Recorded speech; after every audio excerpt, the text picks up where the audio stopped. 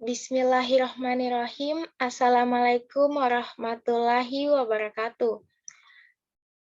Di sini saya atas nama Nur Insana, kelas Gizi B dengan NIM J1B1200069.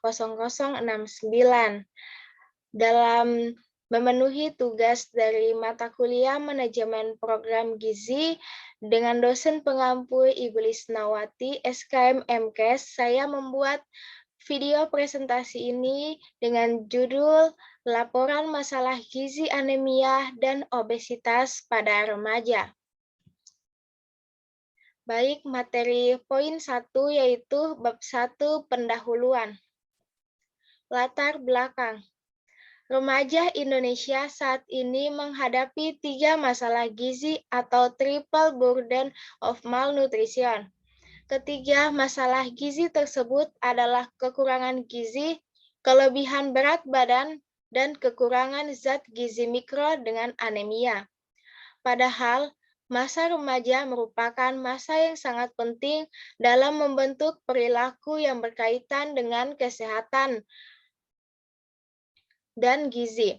Oleh karena itu, jika tidak ditangani dengan baik dan sesegera mungkin, permasalahan gizi pada remaja saat ini akan berkontribusi pada berbagai penyakit kronis di kemudian hari. Sesuai dengan survei yang telah saya lakukan pada laporan ini, lebih terkhusus membahas masalah gizi, kelebihan berat badan atau obesitas pada remaja, dan kekurangan zat gizi mikro dengan anemia pada remaja. Sebab di mana sekarang remaja mengalami penurunan aktivitas fisik baik di dalam maupun di luar rumah. Gangguan pola makan, kebiasaan mengkonsumsi makanan cepat saji dari luar rumah, dan buruknya keberagaman makanan merupakan faktor-faktor yang berkontribusi pada 2 masalah gizi tersebut.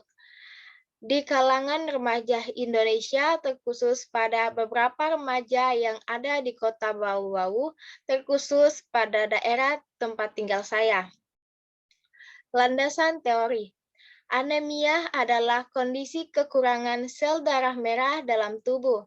Sel darah merah berisi hemoglobin bertugas untuk mengangkut oksigen ke seluruh jaringan tubuh. Nilai normal kadar hemoglobin seseorang ditentukan berdasarkan jenis kelamin dan usianya. Kadar hemoglobin normal pada wanita berkisar antara 12 sampai 15 gram per dl. Sedangkan kadar hemoglobin pada pria dewasa berkisar antara 13 sampai 17 gram per dl. Seorang dikatakan anemia jika kadar hemoglobin di bawah normal. Penyebab anemia remaja antara lain kehilangan darah secara kronis, asupan zat besi dan penyerapan yang tidak adekuat, dan peningkatan kebutuhan asupan zat besi untuk pembentukan sel darah merah yang lazim berlangsung pada masa pubertas. Anemia juga disebabkan adanya faktor-faktor lain seperti lama haid, kebiasaan sarapan pagi, status gizi, pendidikan ibu, asupan zat besi dan protein tidak sesuai dengan kebutuhan serta adanya faktor inhibitor penyerapan mineral zat besi, yaitu tanin dan oksalat. Zat besi merupakan mineral mikro yang paling banyak di dalam tubuh manusia dan hewan, yaitu 3-5 gram di dalam tubuh orang dewasa.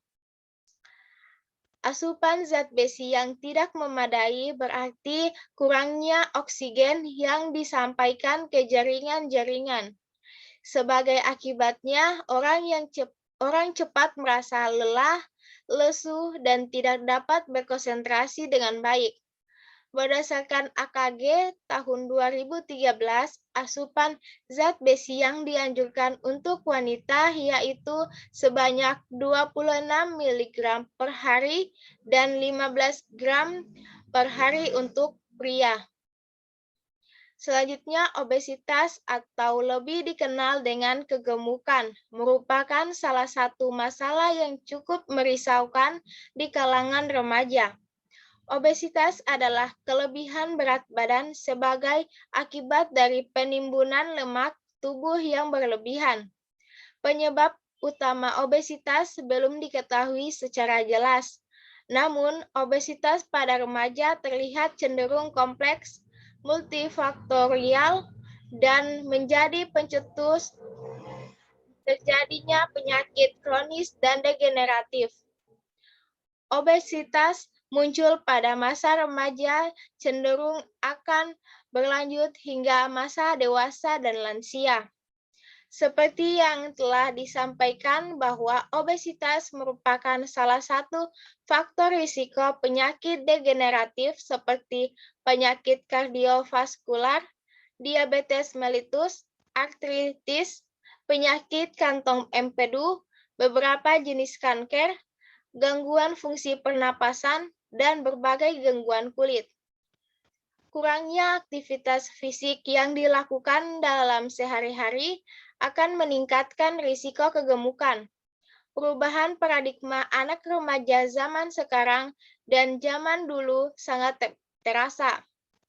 Permainan zaman dahulu lebih banyak dilakukan di luar rumah dengan kegiatan aktivitas fisik secara bersama-sama dengan teman-temannya. Namun pada saat ini anak-anak lebih cenderung bermain tanpa menggunakan aktivitas fisik, yaitu seperti permainan yang dilakukan di rumah saja dengan menggunakan perangkat elektronik, baik itu komputer maupun gadget. Dan bahkan anak remaja hanya menghabiskan waktunya seharian penuh dengan rebahan di kasur. Adapun faktor risiko terhadap obesitas yaitu pola makan, gaya hidup, kurangnya aktivitas, dan kurangnya kesadaran pada remaja. Pada remaja biasanya mempunyai kegemaran yang tidak lazim, seperti menjadi vegetarian, kesibukan yang mana menjadikan mereka memilih makanan di luar atau hanya menyantap kudapan, salah satunya junk food. Poin yang kedua, bab 2, pelaksanaan. Identifikasi masalah. Dari hasil survei yang telah saya lakukan pada 10 remaja di Kecamatan Kokalukunah, Kota Bau-Bau, atau daerah tempat tinggal saya, terdapat di antaranya memiliki masalah gizi anemia dan obesitas. Dari 10 remaja tersebut, 2 remaja di antaranya ada yang memiliki masalah gizi dari anemia dan obesitas secara bersamaan. Ada pula 6 remaja yang hanya memiliki masalah gizi anemia saja, dan ada pula 2 remaja yang memiliki masalah gizi obesitas saja. Selanjutnya, prioritas masalah. Dalam laporan ini, prioritas masalah yang saya ambil ialah masalah gizi anemia. Sebab dari survei yang saya lakukan pada 10 remaja di Kecamatan Kokalukunah, Kota Bau-Bau atau daerah tempat tinggal saya, ini lebih banyak remaja yang mengalami masalah gizi anemia. Dalam hasil survei, masalah gizi anemia lebih banyak dialami oleh remaja perempuan dibandingkan pada remaja laki-laki.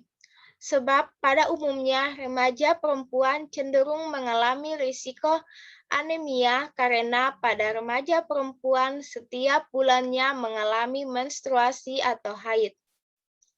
Tak hanya itu, remaja perempuan juga lebih memperhatikan bentuk badannya, sehingga mereka membatasi asupan makanan dan banyak pantangan dalam makanan.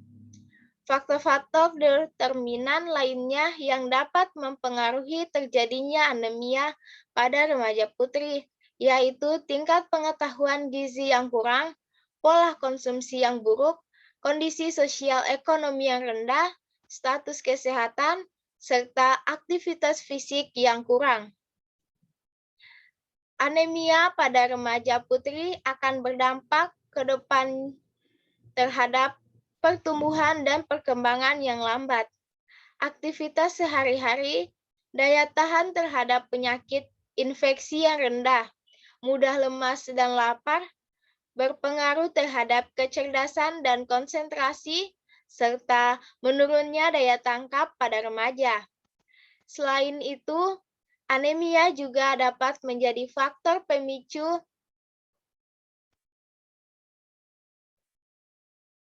tingginya tingkat kematian ibu, sehingga insiden berat bayi lahir rendah dan kematian prenatal yang tinggi. Seseorang yang mengalami anemia akan mengalami tanda-tanda 5L, yaitu lemah, letih, lesu, lelah, dan lalai. Di samping itu, terdapat pula keluhan seperti pusing, mata berkunang-kunang, pucat pada bagian bibir, mata, lidah, kulit, dan telapak tangan. Selanjutnya, penetapan tujuan. Perlu adanya tujuan untuk dicegah dan ditanggulangi anemia pada remaja sejak dini agar tercapai masyarakat atau remaja yang sehat. Adapun yang bisa dilakukan dengan melakukan penyuluhan mengenai gizi kepada masyarakat atau remaja agar mampu meningkatkan konsumsi zat besi dari sumber alami. Melakukan suplementasi besi folat secara rutin kepada penderita anemia dalam jangka waktu tertentu untuk meningkatkan kadar hemoglobin atau HB secara cepat. Melakukan fortifikasi bahan makanan, yaitu menambahkan mikronutrien penting ke dalam makanan, sehingga dapat meningkatkan kualitas nutrisi dari makanan dan dapat bermanfaat bagi kesehatan. Mikronutrien yang ditambahkan seperti besi, asam folat, vitamin A, dan asam amino. Selanjutnya, intervensi nyata. Intervensi pada masalah gizi anemia pada remaja dapat dilakukan dengan adanya teman sebaya, sebab teman sebaya merupakan faktor yang sangat berpengaruh terhadap kehidupan pada masa-masa remaja. Faktor lain yang menyebabkan teman sebaya bisa dijadikan intervensi pada anemia ini ialah karena pada kenyataannya remaja dalam masyarakat modern seperti sekarang ini menghabiskan sebagian besar waktunya bersama dengan teman sebaya mereka. Pengaruh teman sebaya yang besar diperlukan pembentukan kelompok pendukung remaja untuk mencegah masalah anemia.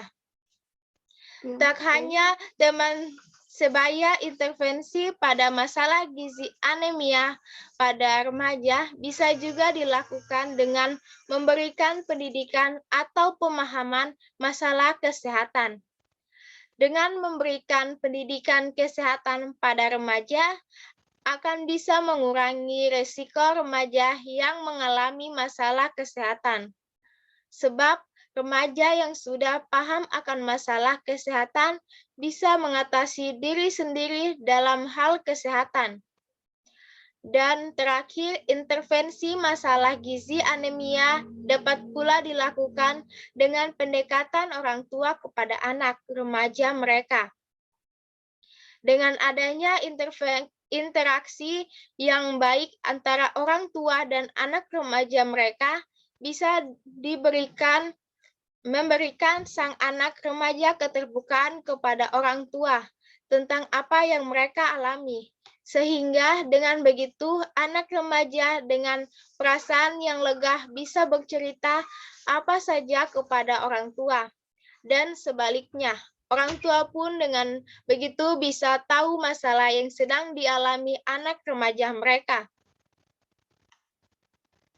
Selanjutnya, evaluasi. Evaluasi suatu program kesehatan masyarakat dilakukan terhadap 3 hal, yakni evaluasi terhadap proses pelaksanaan program, evaluasi terhadap hasil program, dan terhadap dampak program. Pertama, evaluasi proses ditunjukkan terhadap pelaksanaan program yang menyangkut penggunaan sumber daya seperti tenaga, dana, dan fasilitas yang lain. Kedua, evaluasi hasil program ditujukan untuk menilai sejauh mana program tersebut berhasil, yakni sejauh mana tujuan-tujuan yang telah ditetapkan tercapai. Ketiga, evaluasi dampak program ditujukan untuk menilai sejauh mana program itu mempunyai dampak terhadap peningkatan kesehatan masyarakat.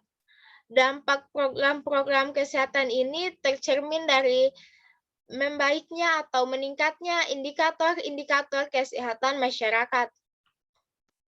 Poin yang ketiga atau yang terakhir yaitu bab 3 penutup. Kesimpulan. 1.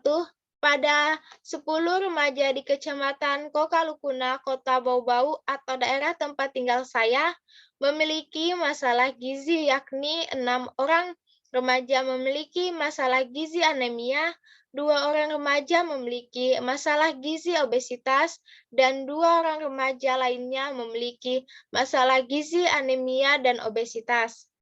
Yang kedua, hampir dari seluruh responden memiliki asupan zat besi kurang dari angka kecukupan gizi. Yang ketiga, tidak adanya pemahaman kesehatan terhadap 10 remaja yang dilakukan survei. Keempat, remaja putri paling dominan yang mengalami masalah gizi anemia karena pada remaja putri mengalami menstruasi. Selanjutnya, rekomendasi. 1. Remaja dianjurkan untuk meningkatkan konsumsi makanan bergizi, terutama zat besi yang bersumber dari produk hewani ataupun nabati, seperti daging, ikan, atau kacang-kacangan, dengan mengkonsumsinya 2-4 porsi per hari sesuai dengan pedoman gizi seimbang. Yang kedua, remaja diharapkan tidak makan bersamaan dengan makanan atau minuman yang menghambat penyerapan zat besi, seperti asam oksalat yang terdapat pada sayuran kangkung dan tanin yang terkandung dalam teh.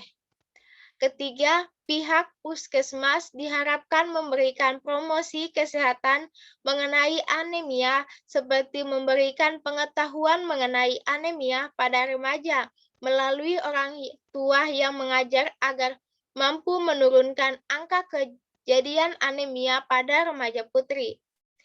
Yang keempat, penelitian selanjutnya diharapkan dapat memperdalam lagi penelitian ini, seperti memberikan intervensi berupa pemberian fortifikasi makanan yang mengandung Fe atau besi, serta dapat melakukan pemeriksaan Hb pada seluruh populasi yang ada sehingga sampel yang didapat lebih bervariasi. Sekian dari saya, itu yang bisa saya paparkan, lebih dan kurangnya mohon dimaafkan. Billahi taufiq walhidayah. Wassalamualaikum warahmatullahi wabarakatuh.